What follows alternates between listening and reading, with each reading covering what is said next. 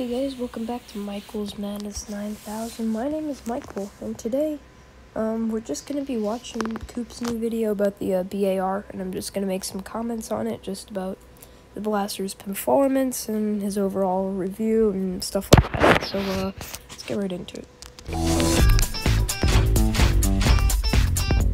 What up, dude bros? I'm Frank. This is a video review of the Nerf Fortnite BAR. This blaster is a flywheel-powered, semi-automatic, magazine-fed blaster modeled after some...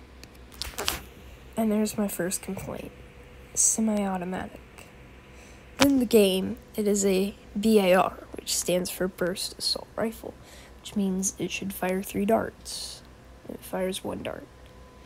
I don't know what we expected from Hasbro, especially since this year and last year's been the biggest disappointment from Nerf, but still, that's pretty disappointing that it's a semi-automatic blaster when in definition it is a BAR. It specifically says in the name Burst Assault Rifle. It's not like they can hide that, but anyway, enough talking about that. From the video game Fortnite, let's get into it.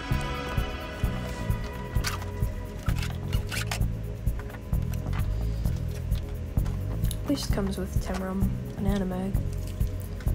Included is the blaster, magazine, darts, and instructions. 4 C-type batteries are required and are installed as shown. I bet they use C-type, like double A's. Just say it. External overview of the blaster, starting up at the front. There's no in-strike barrel lug. This barrel is fixed in place. It is not an in-strike barrel attachment. It cannot be removed from the blaster. Because of that, it is deceivingly lightweight. It's a very lightweight blaster and a very lightweight barrel. Moving back is a vertical grip that is also So, if I was to get this blaster, I would most likely just cut the barrel off, because that is going to just make the performance so bad. It's probably going to have the same issue that the SCAR had. Was it the SCAR? The Fortnite SCAR, whatever.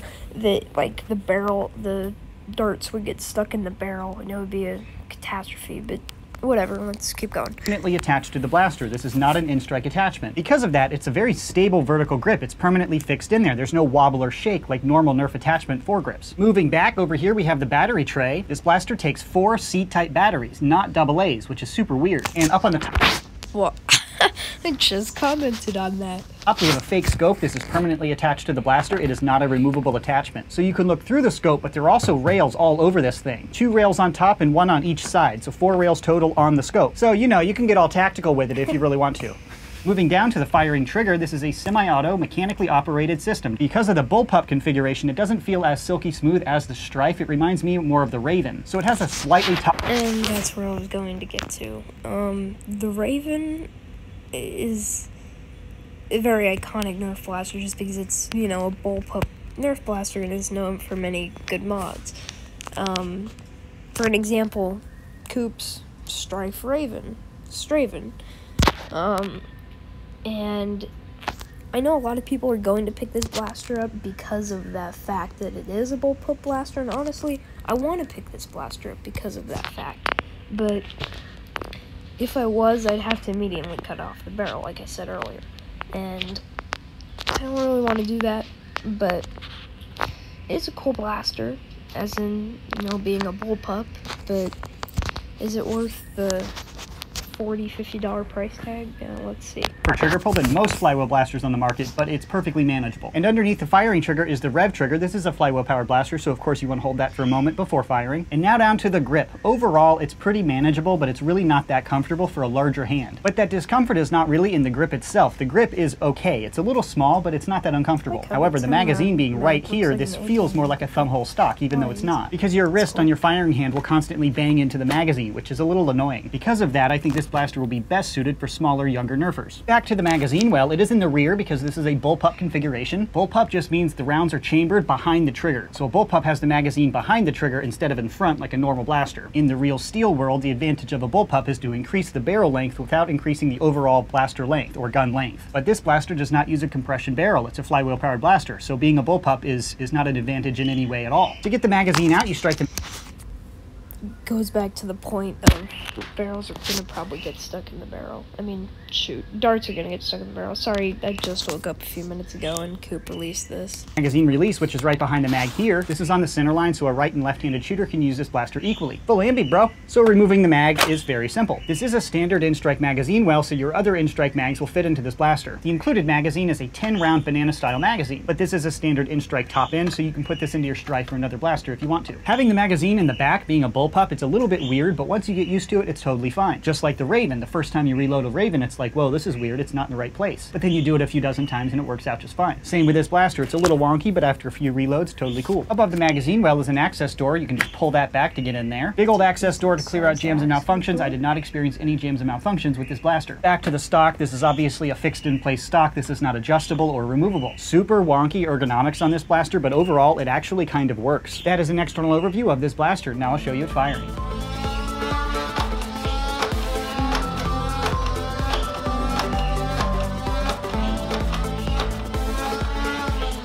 A little faster now. Oh, that's not bad. These leak darts going everywhere, though.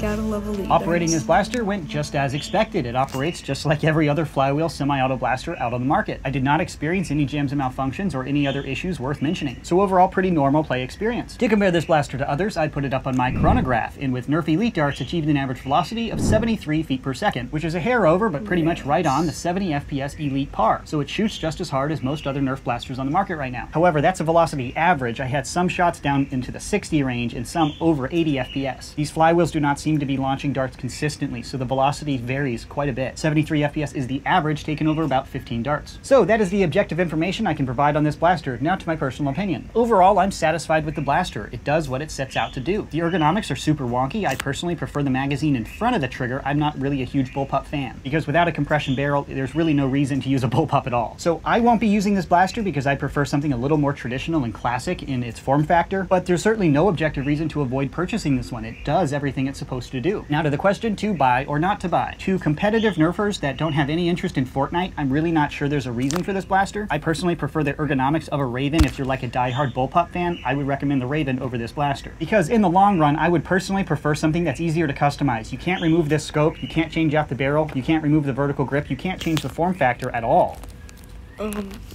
That is one thing that, you know, does suck, is you cannot take off the grip or anything else, and as someone who really likes customizing their blasters, because, you know, there's blasters out there that you can buy off the shelf and you can't do anything with it. It looks exactly like your neighbor's or your friend or whatever, but the customization part of it lets you make your blaster look like whatever you want, and not having that kind of a big disadvantage to me.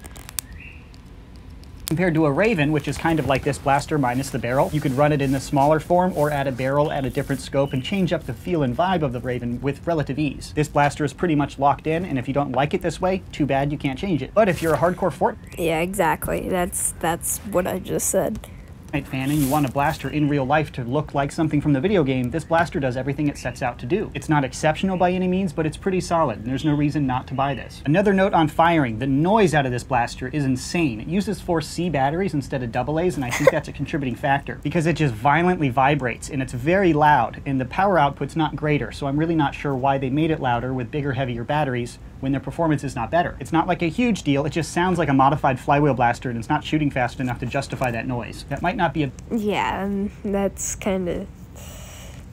especially since, you know, the Strife has kind of been known. One of the things is it's pretty quiet for a flywheel blaster. I mean, I can stand at the top of my stairs, and you wouldn't be able to hear it from the bottom of my stairs. But for, like, that kind of, like pro nerfer kind of stuff for doing, and I say in quote, missions, that's kind of, you know, not too good, you know what I mean? I don't know what to think. It's early in the morning, like I said, but, you know, if I'm wanting a flywheel blaster that is purposely to make me, and I say in quote again, look cool, because I can go down to my local Walmart and pay a half or maybe a third, I don't know what the price of it is, but like half the price for a Spectrum and beat anyone out on the field for super stock. Like, anyone that can go down there, I can beat them with that. So the point of the blaster, for me personally getting it, it would be to do reloads and a plinker, pretty much. That'd be the only reason I get it. Anyway, let's go back to the video here. Deal to you, but it's definitely worth noting. But it's a super wonky blaster based on a video game that I don't play, so I personally don't care at all about this blaster. So hopefully I've laid out all the information for you to make an educated purchase decision on your own. If you'd like to buy one, I'll put a purchase link in the description box below. That concludes this video review, bros. Thanks so much for watching, and as always, stay tactical. Alright, let's real quick, let's just see how much this blaster is. Buy on Amazon, here we go. $40, okay. So to put that in perspective, I can get, after everything is said and done with all the C-type batteries, I'm pretty much getting an Aeon Pro and a Spectrum for that price. And that's two very good blasters for $45, and think probably less than $5 for the batteries, but still. Anyway, that's all I had to say for today, and remember, too much salsa